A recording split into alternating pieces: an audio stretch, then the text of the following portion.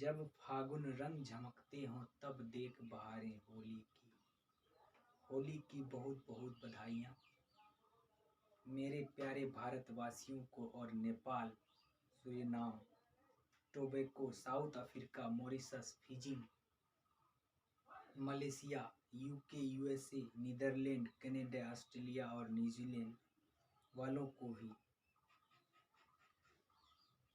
वैसे आपको क्या लगता है कि हमारे रंगों का सीमा कश्मीर से कन्याकुमारी तक ही है? जब हमारा गुलाल उड़ता है तो आधी से ज़्यादा दुनिया रंगारंग हो जाती है। आज हम इस वीडियो में बहुत संक्षेप में होली का इतिहास जानेंगे। हम बात करेंगे होली के नायक और नायिका। नायक वही जो वृंदावन की सखियां, जिसके प्रेम में रंग में सराबोर कृष्ण, और नायक जिसके प्रेम में रंग में सराबोर कृष्ण, और नायिका वही जिसके बिना कृष्ण का नाम अधूरा सा लगता है, राधा, राधे कृष्ण। क्या थी राधे कृष्ण की प्रेम कथा? क्यों 5 वर्ष बीत जाने के बाद भी भारतवर्ष की हर प्रेम कहानी में राधा और कृष्ण की प्रेम नजर आता है। पहले होली का इतिहास। होली भगवान श्री हरि विष्णु और उनके अनन्य भक्त प्रहलाद की स्मृति और उनके सम्मान में मनाई जाती है। भगवत पुराण में भक्त प्रहलाद की बड़ी सुंदर कथा है। एक असुर राजा था हिरण्यकश्यप, बहुत अत्याचारी और अधर्मी। उसने घोर तपस्या करके 5 वरदान प्राप्त किया था। उसे ना तो मनुष्य मार सकता था, ना कोई जानवर, ना ही उनकी मृत्यु घर में हो सकती थी, ना ही बाहर, ना दिन में ना रात में, ना किसी अस्त्र से ना किसी शस्त्र, ना जल में ना धरती पर और ना ही आकाश में। ये 5 वरदान प्राप्त करके वो अमर हो गए और उसने तीनों लोकों में हाहाकार मचा दिया। अपनी प्रजा को वह आदेश दिया कि ईश्वर के स्थान पर उनकी पूजा की जाए, क्योंकि वही सर्वशक्तिमान ईश्वर है। प्रजा तो मान गई, लेकिन उसका पुत्र प्रहलाद उसे भगवान मानने को तैयार नहीं हुआ। प्रहलाद अपनी उपासना के फूल निरंतर विष्णु के चरणों में चढ़ाता रहा, उन्हीं को परमेश्वर मानता रहा। हिरण्यकश्यप ने अपने बेटे को तरह तरह की यातनाएं दी, लेकिन विष्णु के लिए उनका भक्ति कम नहीं पड़े। कई बार उसे जान से मारने का भी प्रयास किया, लेकिन प्रहलाद नारायण की कृपा से हर बार बचता गया। फिर एक दिन हिरण्यकश्यप को याद आया कि उनकी बहन होलिका के पास एक चमत्कारी दोशाला है जिसे अग्नि नहीं जला सकता।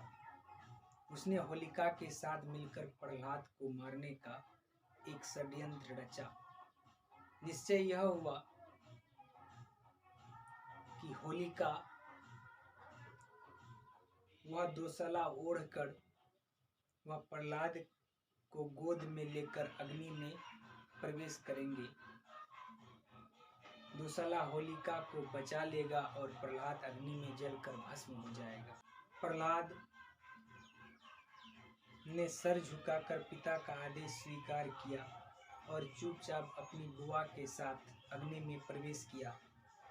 जब आग की लपटें तेज होने लगी तो प्रहलाद ने हाथ जोड़कर भगवान विष्णु की प्रार्थना की, अगर मेरी भक्ति में सच्चाई है तो मेरे प्राणों की रक्षा की जाए।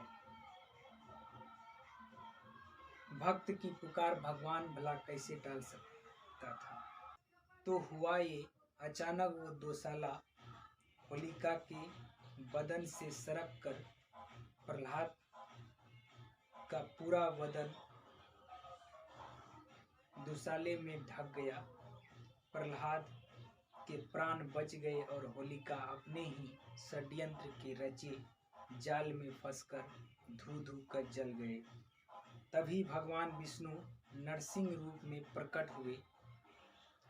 नरसिंह यानी आधा शेर आधा मनुष्य, यानी वह ना तो जानवर और ना ही मनुष्य था। गोधली का बेला था, ना ही दिन ना ही रात। वह हिरण्यकश्यप को घसीट राजमहल के चौखट पर ले गए। यानी हिरण्यकश्यप ना तो घर में और ना ही बाहर में था।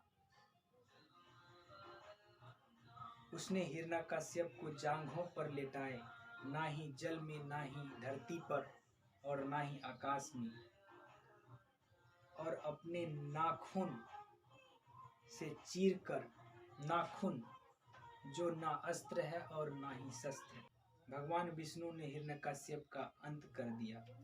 अच्छाई पर न्याय का विजय, यह उत्सव होली कहलाया।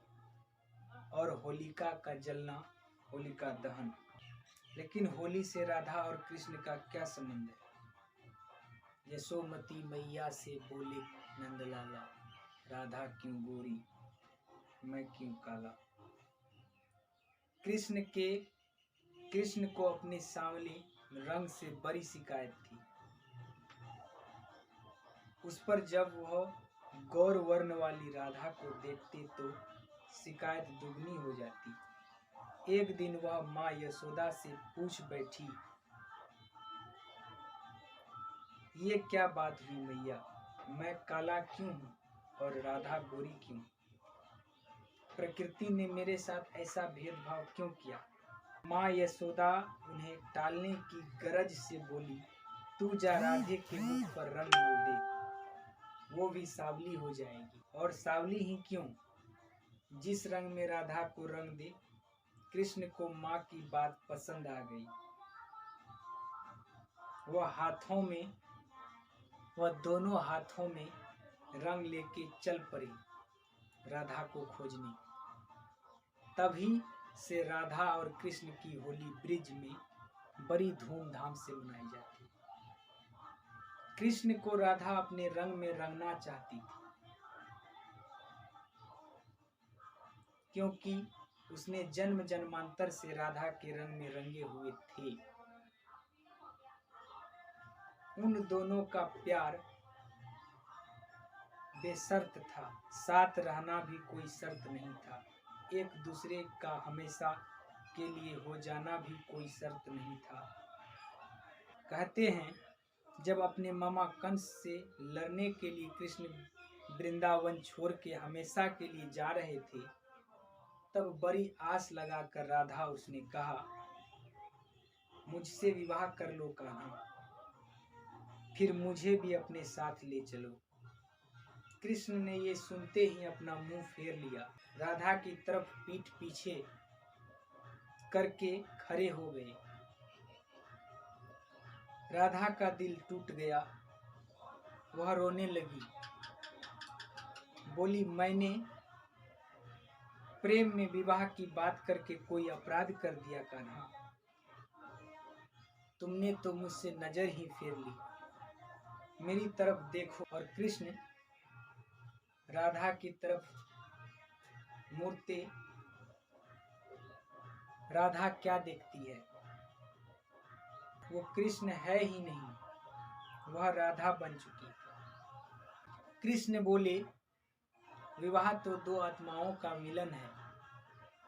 विवाह करने के लिए तो दो लोगों की आवश्यकता होती है, लेकिन मैं और तुम दो कहाँ?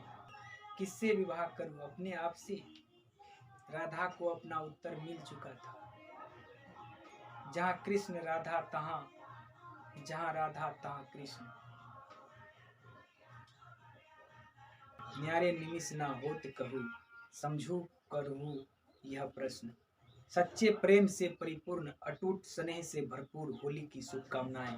राधे राधे।